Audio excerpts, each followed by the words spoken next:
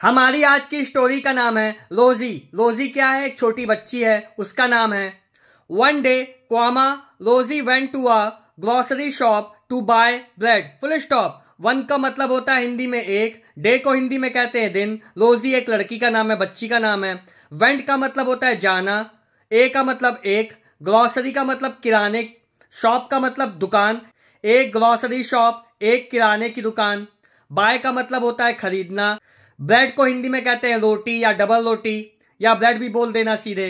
तो रोजी से लेकर के ब्रेड तक हमारा किस टेंस का सेंटेंस है? पास्ट इंडेफिनिट टेंस का सेंटेंस है। कैसे पता चला? क्योंकि यहाँ पे देखिए सब्जेक्ट के बाद क्या रहा? मेन वर्ब की सेकंड फॉर्म आ रही है। मैंने आपको मेन वर्ब पहचानना बताया, ट्रिक बताई है। जो भी वर्ड होगा उसका हिंदी में जब अनुवाद करेंगे तो आखिरी में ना आएगा। क्या आएगा? ना। देखिए यहाँ पे वेंट का मतलब होता है जाना, तो आखिरी में ना आ गया।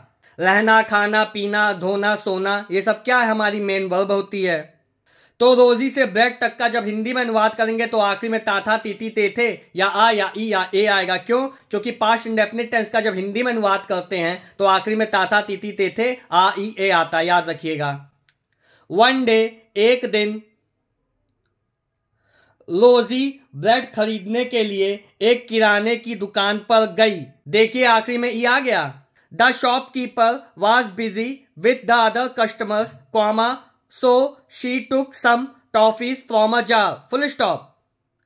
शॉपकीपर को हिंदी में कहते हैं दुकानदार, बिजी को हिंदी में कहते हैं व्यस्त, विथ का मतलब साथ, अदर मतलब अन्य, कस्टमर्स को हिंदी में कहते हैं ग्राहक। वहां की इंग्लिश अलग अलग होती है। अगर लड़की होगी, फीमेल होगी तो शी लगाएंगे, और अगर लड़का होगा तो ही लगाएंगे। टुक का मतलब होता है लेना, सम मतलब कुछ, टॉफीज का मतलब टॉफीज, फ्रॉम का मतलब से, ए का मतलब एक, जार, जार को जार कहते हैं हिंदी में। तो दा से लेकर के कस्टमर्स तक का जब हिंदी में अनुवाद करेंगे तो आखिरी में था लगाएंगे या तो थी लगाएंगे। क्यों? क्योंकि यहाँ पे वास लगा है। वास क्या होती है? हमारी पास्ट टेंस की हेल्पिंग वर्ब होती है। सो से लेकर के ए जार तक हमारा किस टेंस का सेंटेंस है? पास्ट इंडेफिनिट टेंस का सेंटेंस है। कैसे पता चला? क्योंकि यहाँ पे देखिए सब्जेक्ट के बाद क्या आ रहा? मेन वर्ब की सेकंड फॉर्म आ रही है। टेक, टुक, टेकन। यहाँ पे टुक आ रहा है, ये किसकी है? टेक की सेकंड फॉर्म है, मेन वर्ब की सेकंड फॉर्म है। तो सो से लेकर के जार तक का जब हिंदी में अनुवाद करेंगे तो आखिरी में ता था, ती थे या आ या ई या ए लगाएंगे। The shopkeeper was busy with the other customers. दुकानदार अन्य ग्राहकों के साथ व्यस्त था। देखिए आखिरी में था आ गया। So she took some toffees from a jar. इसलिए उसने एक जार से कुछ टॉफियां ली। देखिए आखिर में ई आ गया। When she got back home, comma, her mother asked her about the toffees. Full stop. When का मतलब होता है हिंदी में जब, she का मतलब वह, बैक का मतलब होता है लौटना या वापस, होम का मतलब होता है हिंदी में घर, हर मदर उसकी माँ, मदर को हिंदी में कहते हैं माँ, हर मदर मतलब लड़की की माँ, हर मदर उसकी माँ, आस्ट मतलब पूछना, हर मतलब उससे, अबाउट मतलब के बारे में, टॉफीज, टॉफीज मतलब टॉफीज के बारे में पूछा। देखिए वेन से लेकर के होम तक और हर मदर से लेकर के टॉफीज तक, ये दोनों हमारे किस टेंस के सेंटेंस है? पास्ट इंडेफिनिट टेंस के सेंटेंस है। कैसे पता चला? क्योंकि यहाँ पे देखिए सब्जेक्ट के बाद क्या? मेन वर्ब की सेकंड फॉर्म है, ये गेट की सेकंड फॉर्म है, गॉट। तो वेन से लेकर के होम तक का और हर मदर से लेकर के टॉफीज तक का जब हिंदी में अनुवाद करेंगे तो आखिरी में या तो ता था, ती थे या आ या ई या ए आएगा। क्यों? क्योंकि ये पास्ट इंडेफिनिट टेंस के सेंटेंस है, और पास्ट इंडेफिनिट टेंस के सेंटेंस का जब हिंदी में अनुवाद करते हैं तो आखिरी में ता था, ती थे या आ या ई या ए आता। याद रखिएगा। देखिए यहाँ पे भी सब्जेक्ट के बाद क्या? मेन वर्ब की सेकंड फॉर्म आ रही है। ये आस्क की सेकंड फॉर्म है, asked. When she got back home, comma, जब वह वापस घर आई। देखिए आखिरी में ई आ गया।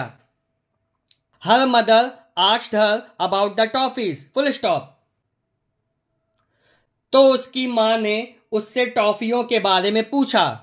लोजी hesitated, comma, but decided to tell her mother the truth. Full stop. Truth को हिंदी में कहते हैं सच्चाई, मदर को हिंदी में कहते हैं माँ, टेल का मतलब होता है बताना, हर मतलब उससे, डिसाइडेड का मतलब होता है निर्णय लेना, बट का हिंदी में मतलब होता है लेकिन, हेजिटेटेड का मतलब होता है हिंदी में संकोच करना। लोजी एक लड़की का नाम है। रोजी हेजिटेटेड, ये हमारा किस टेंस का सेंटेंस है? ये हमारा पास्ट इंडेफिनिट टेंस का सेंटेंस है। क्यों? क्योंकि यहाँ पे सब्जेक्ट के बाद क्या मेन वर्ब की सेकंड फॉर्म आ रही है। तो रोजी हेजिटेटेड का जब हिंदी में अनुवाद करेंगे तो आखिरी में ताथा तीती तेथे या आ या ई या ए आएगा। रोजी हेजिटेटेड, रोजी ने संकोच किया, but decided to tell her mother the truth, full stop. देखिए ये भी हमारा किस टेंस का सेंटेंस है? बट से लेकर के ट्रुथ तक ये भी हमारा पास्ट इंडेफिनिट टेंस का सेंटेंस है। तो जब इसका भी हिंदी में अनुवाद करेंगे तो आखिर में या तो ताथा तीती तेथे या आ या ई या ए आएगा।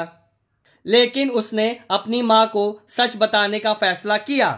देखिए आखिरी में आ गया inverted comma start, what you did was not right comma रोजी, फुल स्टॉप। रोजी लड़की का नाम है। राइट को हिंदी में कहते हैं सही, नॉट का मतलब नहीं, डिड का मतलब होता है करना, यू का मतलब तुम या आप। देखिए वाट से लेकर के राइट तक का जब हिंदी में अनुवाद करेंगे तो आखिरी में क्या आएगा? या तो था आएगा या थी आएगा। क्यों? क्योंकि इस सेंटेंस में देखिए वाज लगा है। वाज हमारी हेल्पिंग वर्ब होती किसकी? पास्ट टेंस की। रोजी तुमने जो किया वह सही नहीं था। The shopkeeper might not be looking at you but God is always looking at you all the time, full stop. देखिए यहाँ पे दो सेंटेंस है, यहाँ पे दो सेंटेंस है। एक दा से लेकर के यू तक है, दूसरा गॉड से लेकर के टाइम तक है। ये दोनों किससे जुड़े हुए हैं? एक कंजंक्शन से जुड़े हुए हैं जिसका नाम क्या है? बट। मैं आपको मे और माइट का एक रूल बता देता हूं। जब संभावना बहुत ज्यादा होती है वहां हम लोग मे लगाते हैं, और जब कम संभावना होती है वहां पे माइट लगाते हैं। जहां कम संभावना होगी वहां पे माइट लगाते हैं। तो यहाँ पे यही है, कम संभावना है कि शॉपकीपर ने शायद बच्ची को, रोजी को नहीं देखा हो, तो वही उसकी मां बोल रही है the shopkeeper might not be looking at you.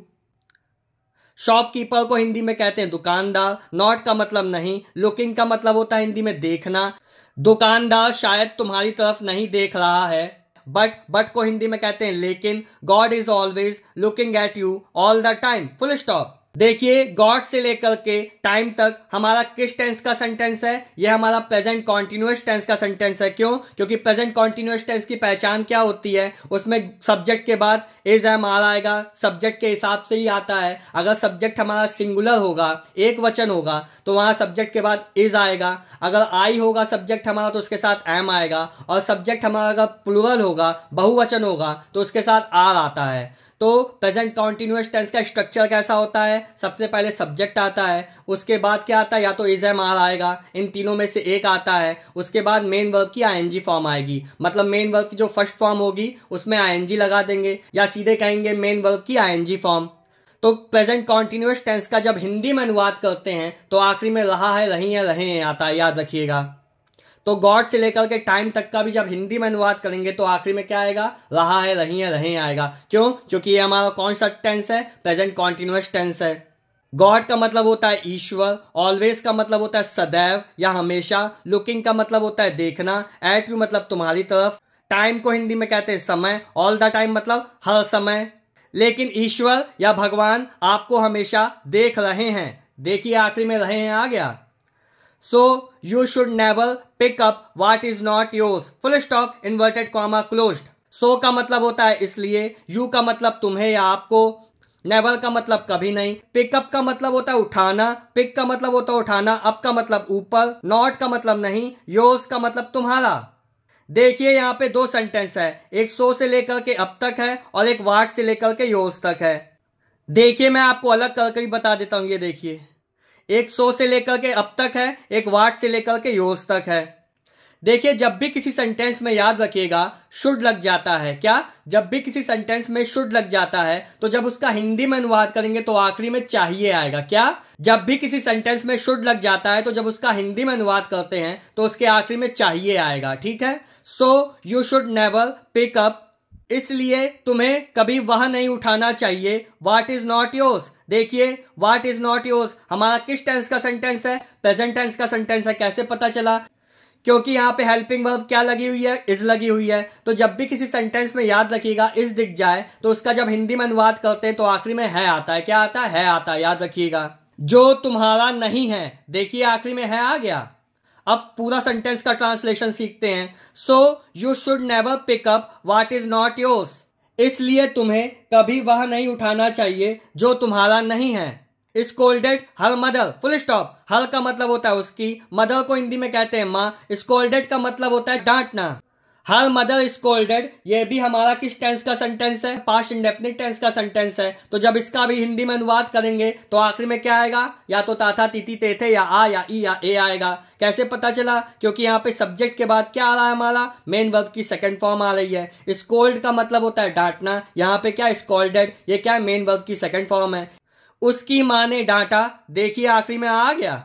Rosie realized her mistake and went back to the shop to return the toffees to the shopkeeper. Full stop. Realized का मतलब होता है एहसास करना या महसूस करना। हर का मतलब उसकी, मिस्टेक को हिंदी में कहते हैं गलती या त्रुटि, एंड को हिंदी में कहते हैं और, वेंट का मतलब होता है जाना, बैक मतलब वापस, टू द शॉप दुकान, शॉप को हिंदी में क्या कहते हैं? दुकान। टू रिटर्न, रिटर्न का मतलब क्या होता है हिंदी में? वापस करना, टॉफीज टॉफियां।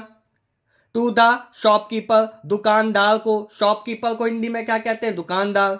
देखिए रोजी से लेकर के शॉपकीपर में दो पास्ट इंडेफिनिट टेंस के सेंटेंस हैं जो हमारे किससे? एंड कंजंक्शन से जुड़े हुए हैं। पहला सेंटेंस है हमारा रोजी रियलाइज्ड हर मिस्टेक, और दूसरा कहां से कहां तक है? वेंट से लेकर के शॉपकीपर तक। तो रोजी से लेकर के मिस्टेक तक का जब हिंदी में अनुवाद करेंगे तो आखिरी में ताथा तीती ते थे या आ, या ई, या ए आएगा। क्यों? क्योंकि पास्ट इंडेफिनिट टेंस के हिंदी सेंटेंस में आखिरी में ताथा तीती ते थे या आ, या ई, या ए आता है। और वेंट से लेकर के शॉपकीपर तक का भी हिंदी में जब अनुवाद करेंगे तो आखिरी में ताथा तीती ते थे आएगा। रोजी रियलाइज्ड हर मिस्टेक, रोजी को अपनी गलती का एहसास हुआ, देखिए आखिरी में आ गया। एंड और went back to the shop to return the toffees to the shopkeeper. Full stop. और वह दुकानदार को टॉफियां वापस करने के लिए दुकान पर वापस चली गई। देखिए आखिरी में ही आ गया। तो स्टूडेंट्स, अगर आपको स्टोरी अच्छी लगी हो या कुछ नया सीखने को मिला हो तो चैनल को सब्सक्राइब कीजिएगा, वीडियो को लाइक कीजिएगा। Thank you.